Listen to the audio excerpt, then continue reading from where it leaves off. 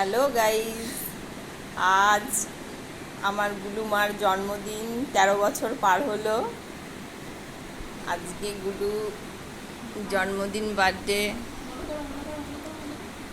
আজকে তেমন কিছু করা হয়নি, মোটামুটিভাবে দিলাম যেটুকুনি দেওয়ার।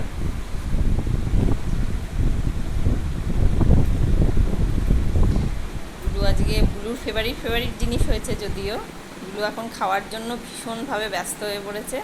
মা দাও, দিদা দিদা পায়েস খাওয়াচ্ছে গুলু রানীকে।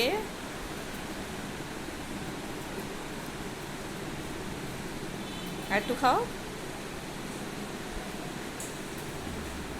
ব্যাস। এই তো 3বার।